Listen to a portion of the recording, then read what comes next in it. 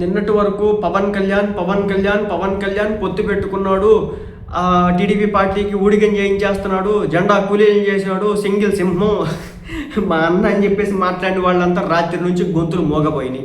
ఎందుకంటే విజయ్ కూడా పొత్తు పెట్టుకోకపోతే గవర్నమెంట్ని ఫామ్ చేయలేనటువంటి పరిస్థితి, పొత్తు పెట్టుకొని ముందుకెళ్ళకపోతే సీఎంగా అవ్వలేనటువంటి పరిస్థితి. సో ఇలాంటి క్రమంలో నిన్నటి వరకు సింగిల్ సింహం అన్నోళ్ళు కాస్త పొత్తు పెట్టకపోతే కనుక ఇప్పుడు ఆయన గారు సీఎం అవ్వలేరు అనేది తెలిసిన నేపథ్యంలో ప్రతి ఒక్కరు కూడా సైలెంట్ అవుతున్నటువంటి పరిస్థితి. నిన్నటి వరకు ఏ నోళ్ళు అయితే విమర్శించినాయో ఆ నోళ్ళే ఇప్పుడు ఆలోచనలో పడినటువంటి పరిస్థితి.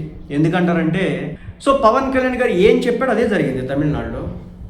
నేను ఒంటరిగా వెళ్తాను, జగన్మోహన్ రెడ్డి సీఎం అవడానికి అవకాశం అయితే ఉంది, ఆ స్కోప్ నేను ఇవ్వను, ఏం తగ్గినా పర్లేదు అతన్ని మాత్రం నేను ఓడిస్తా, నేను సీఎం అవ్వాలి అని బలంగా కోరుకోవట్లేదు, కానీ జగన్ మాత్రం నేను సీఎం కానివ్వను బలంగా కోరుకుంటున్నా. ఇవన్నీ పవన్ కళ్యాణ్ చెప్పాడు. అందుకే తనని తాను చాలా వరకు తగ్గించుకొని కూడా పొత్తులో ముందుకెళ్ళినాడు.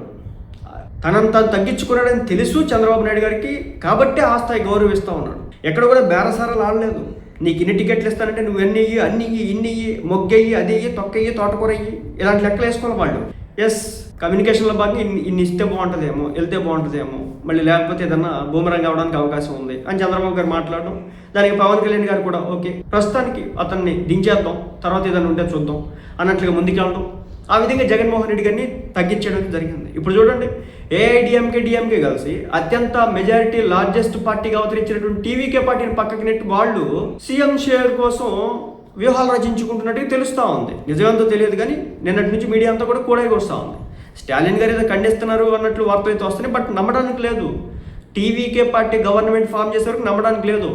కాబట్టి పవన్ కళ్యాణ్కి పొత్తులెత్తులు తెలుసు. 2014లో సపోర్ట్ ఇచ్చినాడు, 2019లో సింగిల్కి వెళ్ళినాడు, ప్రజలు గట్టి సమాధానం ఇచ్చినారు, జాగ్రత్త పడ్డాడు, వ్యూహం వేసుకున్నాడు, 2024 వెళ్ళినాడు. జగన్కి ఆ స్కోప్ ఈసారి ఇవ్వలేదు, వైసీపీ పార్టీని అధికారంలోకి తీసుకురానివ్వలేదు. అదే కడుపు మంట వీళ్ళకి. సింగిల్కి వెళ్తే ఏమవుతుందో ఈ రోజు టీవీకే పార్టీకి అయినటువంటి పరిస్థితి. ఎలక్షన్స్ ముందు ఇదే టీవీకే పార్టీ కాంగ్రెస్ తెలుంటే మళ్ళీ డిఫరెంట్ నెంబర్స్ వచ్చి ఉండేను. ఓకే, సో మొత్తానికైతే ఇప్పుడు పవన్ కళ్యాణ్ గారిని ఎవరైతే విమర్శించినారో వాళ్ళ నోళ్ళన్నింటినీ కూడా మోయించినాడు భగవంతుడు అని చెప్పేసి జనసేన పార్టీ కార్యకర్తలు అంటూ ఉన్నారు. సో సింగిల్ అన్నారు, ఇప్పుడు పొత్తు పెట్టుకోవాల్సిన పరిస్థితి తీసుకొచ్చినారు. మీరు అనవసరంగా ఆయన ట్రోల్ చేయడం కారణంగానే, ఆ రాజకీయాలు ఆంధ్రాలో నడవడం కారణంగానే పాప ఆయనకి ఏదో దిష్టి తగిలిందని చెప్పేసి మాట్లాడుకోవడం అయితే